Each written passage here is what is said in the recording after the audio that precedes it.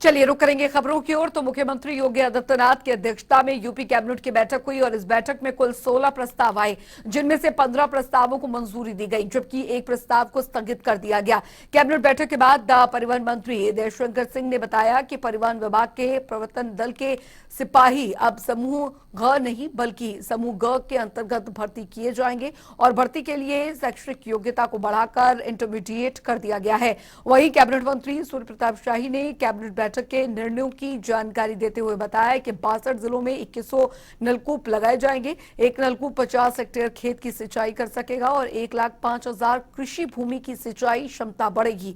2024 तक योजना पूरी हो जाएगी।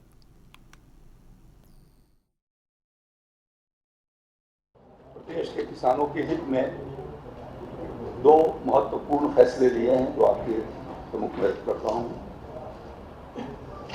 प्रदेश के 62 जनपदों में 2100 नवीन राजकीय नलकूप लगाए जाने के प्रस्ताव पर आज मंत्रिपरिषद ने सहमति प्रदान किया है, जिस पर 841 करोड़ 98,83,83 हजार रुपए खर्च किए जाएंगे।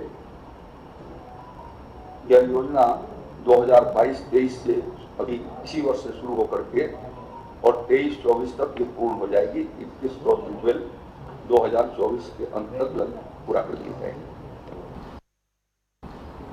जो चेकिंग की व्यवस्था थी उसको स्वचालित किया जा रहा है पीपीपी मॉडल पर। स्वचालित परीक्षा स्टेशन बनाए जाएंगे। इसमें 500 करोड़ रुपए का इन्वेस्टमेंट आएगा, 75 जिलों में होगा और लगभग 1500 रोजगार सृजित होंगे। तो ये अपने आप में एक बहुत अच्छा प्रयोग है और मैं समझता हूँ कि इससे समय की भी बचत होगी और लोगों को अपेक्षाकृत सेटिस्फेक्शन भी मिलेगी। इसके साथ ही प्रदेश में राज्य अध्यापक पुरस्कार की जो पूर्व निर्धारित व्यवस्था थी उसमें भी परिवर्तन किया गया है और इस वर्ष अब 5 सितंबर को यह कार्यक्रम नहीं होगा जो हम पुरस्कार या सम्मान वितरण का कार्यक्रम किया जाता था। अब बाद में इसकी तिथि तय होगी क्योंकि अभी उसके मानक तय हो रहे हैं और इसी के अनुरूप उनको पुरस्कृत किया जाएगा। उधर मुख्यमंत्री योगी आदित्यनाथ की अध्यक्षता में आज कैबिनेट मीटिंग हुई और इस कैबिनेट मीटिंग में 15 प्रस्तावों पर मोहर लगी, जिसमें परिवहन विभाग के भी प्रस्ताव पास हुए हैं, जिसके जरिए अब सिपाहियों की भर्ती इंटरमीडिएट पास करने पर होगी और साथ ही वन विभाग के पुलिस कर्मियों की तरह परिवहन विभाग की सुरक्षा कर्मियों का जो वेतन है वो मिलेगा। इन्हीं मुद्दों को लेकर हमारे संवाददाता ने परिवहन मंत्री जयशंकर सिंह से खास बातचीत की। इस दौरान क्या कुछ कहा उन्होंने, सुनिए।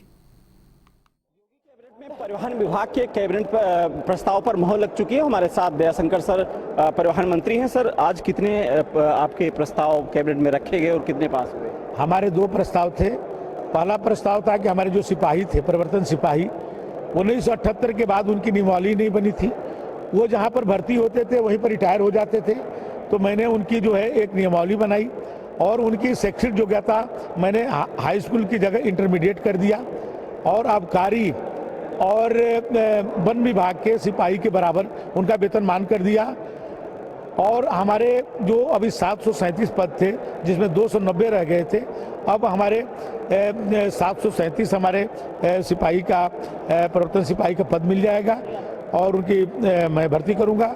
और उसके बाद इनको प्रमोशन को भी मैंने अब व्यवस्था रहेगी कि जो अच्छे काम करेंगे वो आगे प्रोन्नत होते जाएंगे। डीएल को लेकर, लाइसेंस को लेकर, और डीएल के लिए मैंने पहले मैनुअल होता था, मैनुअल उसकी टेस्टिंग होती थी, अब हमने उसको ऑटोमेटिक कर दिया कि अब सिमुलेटर लगा करके उसको जो है टेस्ट किया जाएगा, ऑटोमेटिक ट्रैक होंगे, उसमें जो पास होगा उसी को लाइसेंस बनेगा। अब कोई व्यक्ति हमारा विभाग का भी न किसी को उसको पास कर पाएगा न किसी को फेल कर पाएगा। तो एक तरह से रोड सेफ्टी के लिए भी ये बड़ा काम होगा कि जो दक्ष लोग होंगे उन्हीं को ड्राइविंग लाइसेंस मिलेगा। इन ड्राइविंग लाइसेंस में जो अभी तक करप्शन चल रहा था तो वो बिल्कुल, देखिए, मैं ऑनलाइन करके जो लर्निंग के तो मैं 100% जो है भ्रष्टाचार मुक्त कर दिया हूँ और जो परमानेंट हमारा जो ये आज के बाद जो मेरा ये लग जाएगा तो 100% जो है भ्रष्टाचार मुक्त जो है हमारे जो है लाइसेंस की प्रक्रिया हो जाएगी। शुक्रिया। तो ये परिवहन मंत्री दयाशंकर सर थे, जिनका कहना था कि उत्तर प्रदेश में आज कैबिनेट बैठक में परिवहन विभाग के 2 प्रस्ताव पर मोहर लग चुकी है। दोनों ही काफी अहम माने जा रहे हैं। कपिल आशीष के साथ रूप सिंह, टीवी, लखनऊ। तो उत्तर प्रदेश में कानून व्यवस्था को लेकर योगी सरकार पर विपक्ष भले ही हमलावर हो, लेकिन एनसीआरबी के आंकड़े कुछ और ही हकीकत बयां कर रहे हैं। एनसीआरबी के डेटा से यूपी में क्राइम कंट्रोल का योगी जो मॉडल है वो साफ दिखाई दे रहा है। सांप्रदायिक हिंसा से लेकर बच्चों महिलाओं की सुरक्षा तक, इन सभी मोर्चों पर योगी सरकार को एनसीआरबी के डेटा से राहत मिली है। उत्तर प्रदेश में महिलाएं और बच्चे योगी राज में किस कदर सेफ हैं, इसका अंदाजा इसी बात से लगाया जा सकता है कि साल 2019 की तुलना में 2021 में 1, 2 या 3 नहीं बल्कि 6 से 11% की कमी आई है। इतना ही नहीं, योगी सरकार में साइबर क्राइम में भी काफी कमी आई है। एनसीआरबी के डेटा की माने तो साइबर क्राइम के मामले में भी 22.6% की कमी दर्ज की गई है। वहीं यूपी में सिर्फ एक सांप्रदायिक हिंसा का मामला दर्ज हुआ है।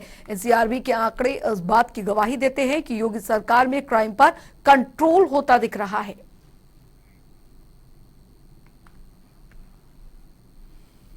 वहीं एनसीआरबी के आंकड़ों में यूपी के दंगा मुक्त होने पर भाजपा प्रवक्ता राकेश त्रिपाठी का कहना यह है कि यूपी में अब कानून का राज है। योगी आदित्यनाथ जी की सख्त प्रशासक छवि के कारण यूपी की जनता अपने आप को सुरक्षित महसूस कर रही है। बनने के साथ ही कानून का शिकंजा बहुत कठोरता से अपराधियों पर कसना शुरू हुआ और उसके कारण आज उत्तर प्रदेश सांप्रदायिक दंगों से पूरी तरह से मुक्त हुआ है। उत्तर प्रदेश के मुख्यमंत्री योगी आदित्यनाथ जी की आज कठोर प्रशासक छवि के कारण उत्तर प्रदेश की जनता अपने आप को सुरक्षित महसूस कर रही है। तो एनसीआरबी ने साल 2021 के लिए राज्यवार क्राइम के आंकड़े जारी किए हैं। एनसीआरबी के आंकड़ों को लेकर सपा प्रमुख अखिलेश यादव ने भाजपा सरकार पर हमला बोला है। अखिलेश यादव ने कहा कि उत्तर प्रदेश कस्टोडियल डेथ में नंबर 1 है और उन्होंने कहा कि पूरे उत्तर प्रदेश में 5-6 साल से यही हो रहा है। किसी पर झूठा मुकदमा लगा, 2 अगर वो भाग गया तो उसके परिवार के साथ जो चाहे वो करो। अखिलेश ने कहा कि नोएडा कमिश्नर मुख्यमंत्री योगी आदित्यनाथ का खास है, जो कि नोएडा में पूरी लूट करा रहा है। इतना ही नहीं, अखिलेश ने चुटकी लेते हुए कहा कि श्रीकांत त्यागी को पकड़ने के दौरान क्या कह रहे थे, क्या भाषा थी, मास्क हटा दो, जैसे घर में कोई नहीं बहू आई हो और मुंह दिखाई हुई हो।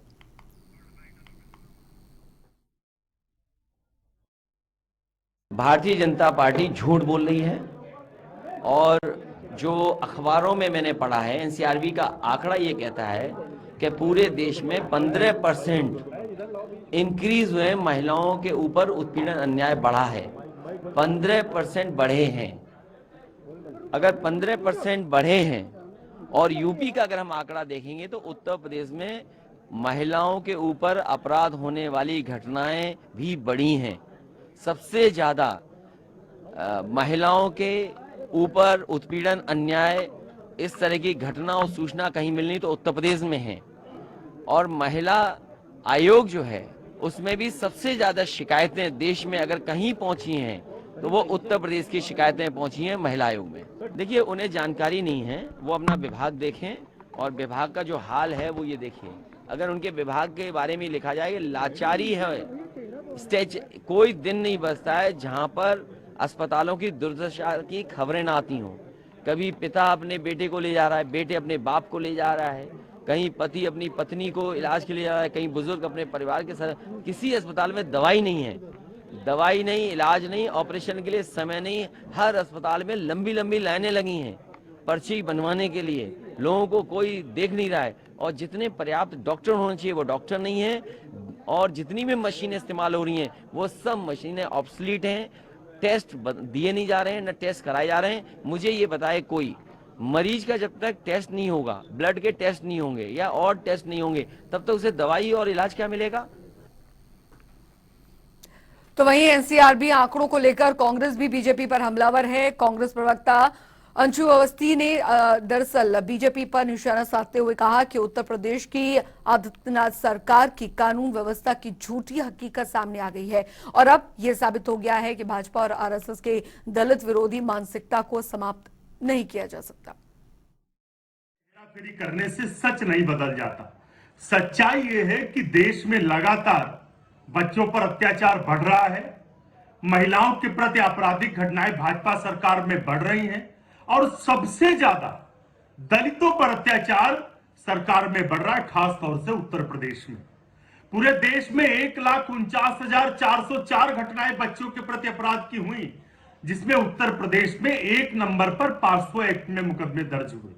तो यह दर्शाता है कि सरकार बच्चों के प्रति अपराध को रोक नहीं पा रही। महिलाओं पर सबसे ज्यादा उत्तर प्रदेश में अत्याचार हुआ। पूरे देश के सापेक्ष में अकेले उत्तर प्रदेश में 56,000 से ज्यादा घटनाएं हुई।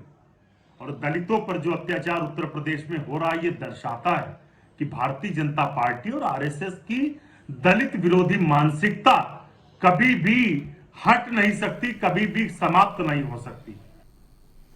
उधर उत्तर प्रदेश सरकार में पंचायती राज मंत्री भूपेंद्र चौधरी ने अपने पद से आज इस्तीफा दे दिया है और जानकारी के मुताबिक चौधरी ने सीएम योगी को इस्तीफा सौंपा है।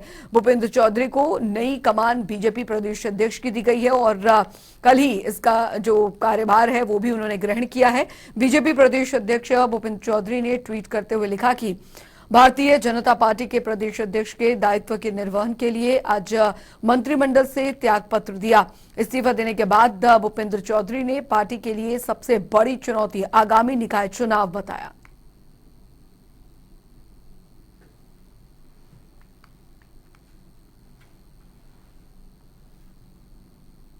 उधर दिल्ली के उप मुख्यमंत्री और शिक्षा मंत्री मनीष सिसोदिया के वसुंधरा स्थित पंजाब नेशनल बैंक में लॉकर की सीबीआई की टीम ने जांच की। सीबीआई की टीम से पहले मनीष सिसोदिया अपनी पत्नी के साथ अपने लॉकर की चाबी लेकर वसुंधरा 4 स्थित मेवाड़ कॉलेज के अंदर पीएनबी की शाखा में पहुंच गए थे।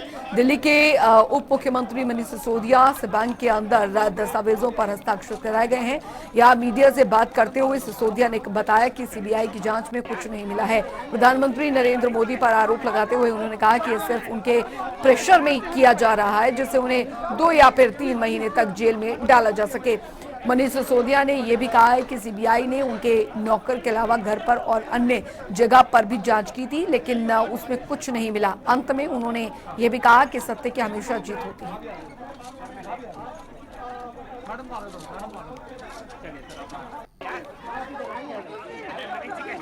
जन्माष्टमी के दिन जब सीबीआई की रेड की गई थी तो उस दिन मेरे घर से मेरी पत्नी के लॉकर की चाबी ले गए थे, जिसका लॉकर यहाँ है। आज सीबीआई उस लॉकर को खोलने आई थी, उसकी जांच करने आई थी। उन्होंने हमें भी बुलाया था। लॉकर में भी जैसे मेरे घर में कुछ नहीं मिला, वैसे ही लॉकर में भी कुछ नहीं निकला।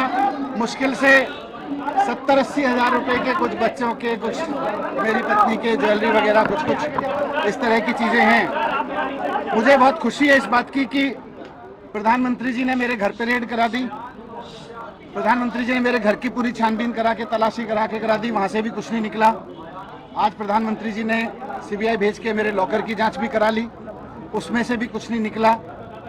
यही इस बात का सबूत है कि आज प्रधानमंत्री जी की सारी जांच में मैं और मेरा परिवार पाक साफ निकले हैं।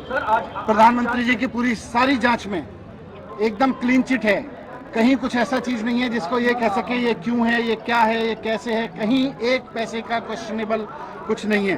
अनऑफिशियली तो मानते हैं कि सब संतुष्ट हैं, कुछ नहीं है, लेकिन कहीं ना कहीं इनके ऊपर भी दबाव है कि भाई कुछ भी निकालो, कुछ भी करो, लेकिन 2-3 महीने के लिए तो इसको जेल में डालो। प्रधानमंत्री जी का ऊपर से बहुत दबाव है इस बात के लिए कि किसी तरह से मनीष सिसोदिया को 2-3 महीने के लिए जेल में डालो। चलिए आगे बढ़ेंगे। अगली खबर बिजनौर जिले से है, जहां पर दहेज की मांग पूरी नहीं होने पर विवाहिता से मारपीट कर घर से निकालने के मामले में हाईकोर्ट ने बड़ा आदेश दिया है। हाईकोर्ट के आदेश के बाद पुलिस ने महिला को ससुराल के घर में प्रवेश दिलाया और हैरानी तो तब हुई जब हाईकोर्ट के आदेश पर महिला को घर में प्रवेश कराने पहुंची पुलिस को देखकर भी ससुराल पक्ष ने घर का दरवाजा नहीं खोला। फिर क्या, पुलिस ने बिना किसी दबाव के तुरंत जेसीबी मंगवाई, जिसके बाद ससुराल पक्ष ने महिला को घर में घुसने की इजाजत दी। वहीं प्रशासन ने भी महिला की सुरक्षा के लिए घर के बाहर पुलिस तैनात कर दी है। ससुराली जनों ने उस महिला को घर से निकाल दिया था, जिसके विरुद्ध वह महिला माननीय उच्च न्यायालय प्रयागराज गई। माननीय उच्च न्यायालय के आदेश के अनुपालन में पर्याप्त पुलिस बल लगाकर उस महिला को ससुराल के घर में प्रवेश दिलाया गया। अब सभी लोग शांति से रह रहे हैं और स्थिति सामान्य है।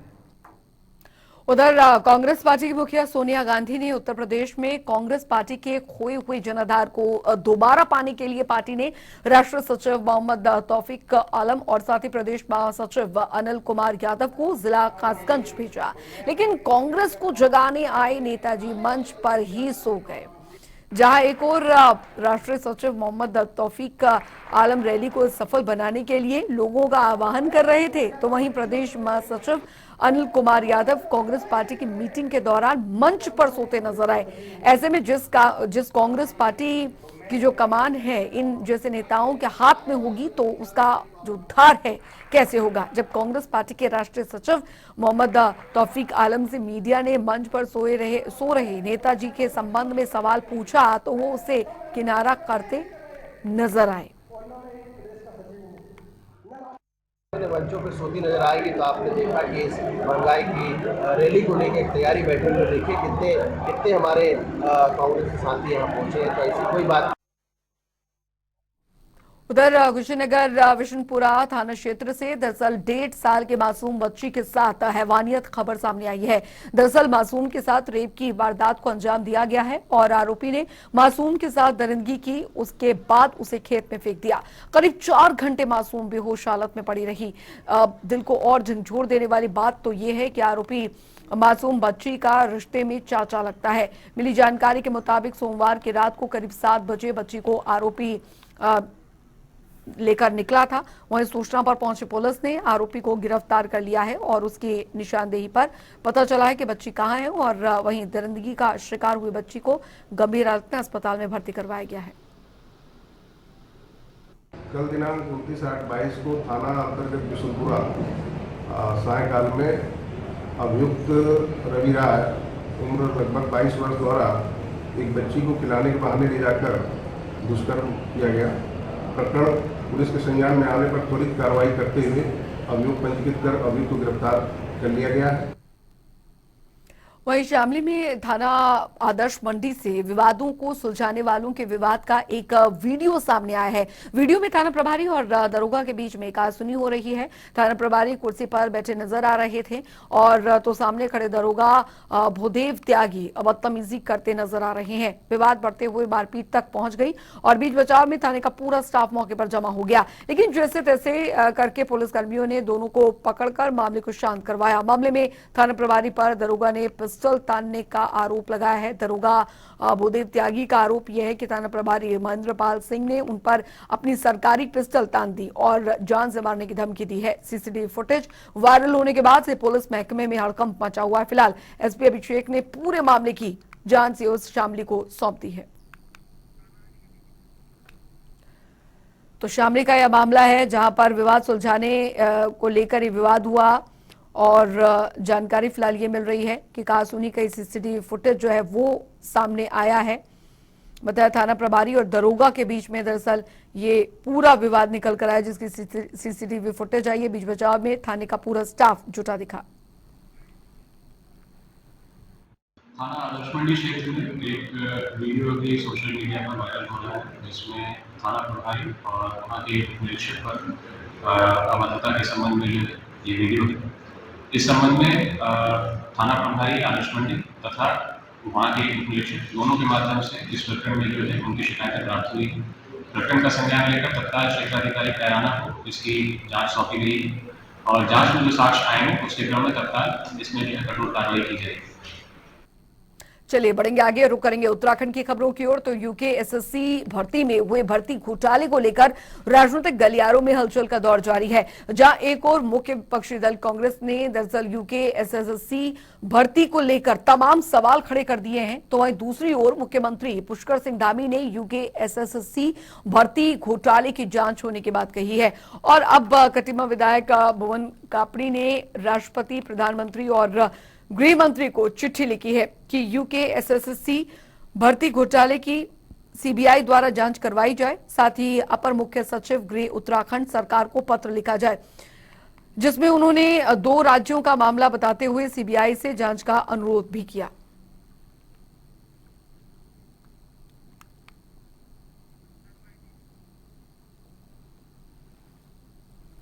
उधर प्रधानमंत्री नरेंद्र मोदी के जीवन पर लिखी गई किताब को लेकर हरिद्वार के SMJN कॉलेज में गोष्ठी का आयोजन किया गया। गोष्ठी में पूर्व केंद्रीय मंत्री और हरिद्वार सांसद रमेश पोखरियाल निशंक, उत्तराखंड बीजेपी के पूर्व प्रदेश अध्यक्ष मदन कौशिक और साथ ही राज्यसभा सांसद डॉक्टर कल्पना सैनी समेत कई भाजपा विधायक और छात्र छात्राएं मौजूद रहीं। इस दौरान किताब का विमोचन भी किया गया और पीएम मोदी के कार्यकाल में चलाई गई तमाम योजनाओं के फायदे भी गिनवाए गए। सांसद रमेश पोखरियाल निशंक ने डिजिटल इंडिया, बेटी बचाओ बेटी पढ़ाओ, आत्मनिर्भर भारत, मेक इन इंडिया समेत कई केंद्रीय योजनाओं को गिनवाया और कहा कि पीएम मोदी ने पूरी दुनिया में भारत का परचम लहराया है, इसीलिए देश के बच्चे बच्चे को पीएम मोदी पर गर्व है। वहीं बीजेपी के पूर्व प्रदेश अध्यक्ष मदन कौशिक ने दावा किया है कि पीएम मोदी पर लिखी गई इस किताब के आधार पर भारत दुनिया के सबसे महान शक्ति बनेगा। समझता हूँ विदेश नीति हो, कृषि हो, युवा हो, महिला हो, बेटी बचाओ बेटी पढ़ाओ के अभियान से लेकर के और लोकल से लेकर ग्लोबल तक हो, चाहे वो प्रौद्योगिकी हो, चाहे आत्मनिर्भर भारत की बात हो, स्वच्छ भारत हो, मुझे लगता है कि यदि आप उन योजनाओं के बारे में जो उन्होंने किया उसके बारे में बोलेंगे तो महीनों लगेंगे। मुझे इस बात की खुशी है कि आज उन्होंने पूरी दुनिया में भारत के गौरव को बढ़ाया है।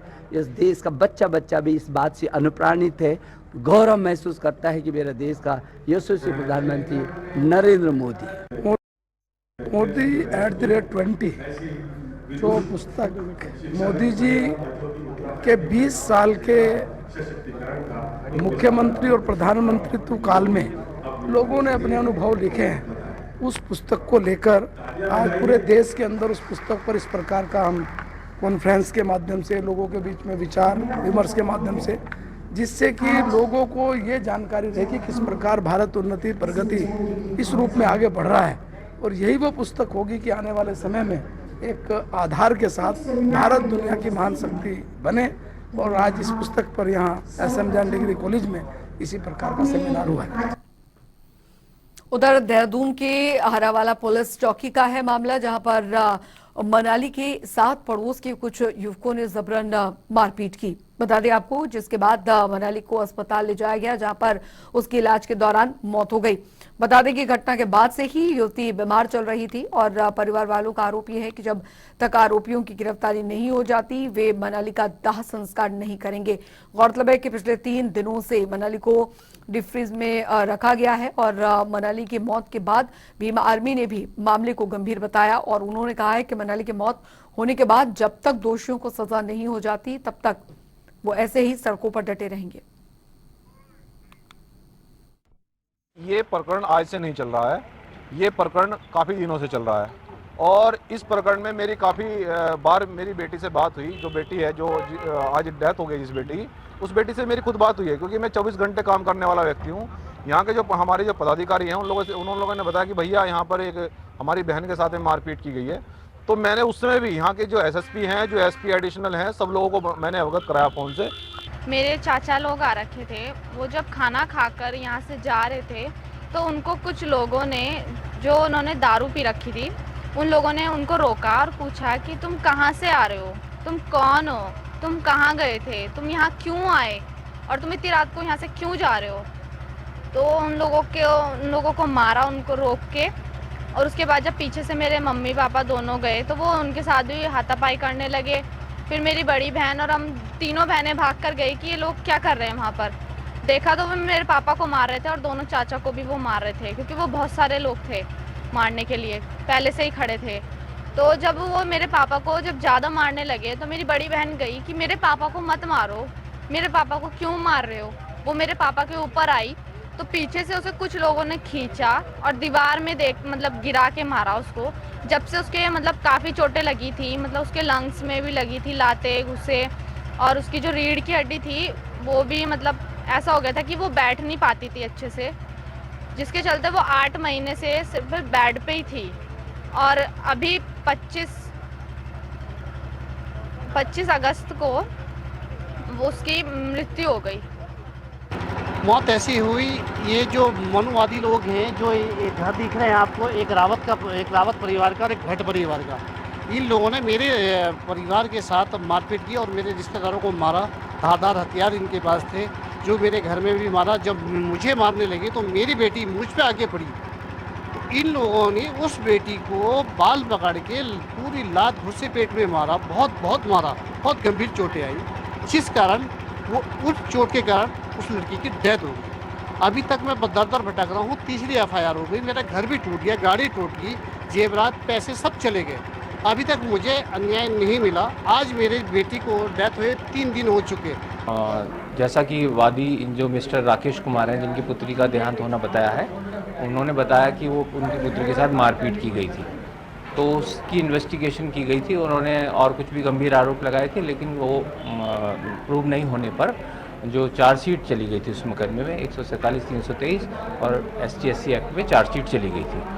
उसके बाद जो मेडिकल दिया था उसने उस समय, वो उसको क्रॉनिकल डिजीज़ थी, ट्यूबरकुलोसिस थी, उस टाइम पे भी थी, और उसको इसीलिए क्योंकि कोई चोट नहीं थी उसको, तो इसमें चार्जशीट चली गई थी।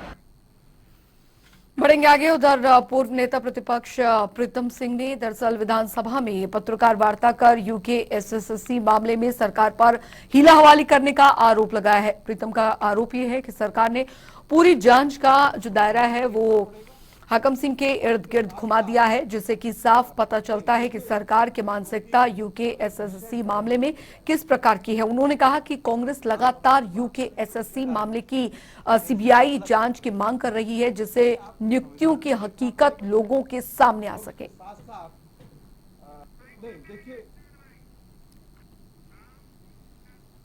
चलिए फिलहाल वक्त तो चला छोटे से ब्रेक का, बने रहिए जनता टीवी के साथ।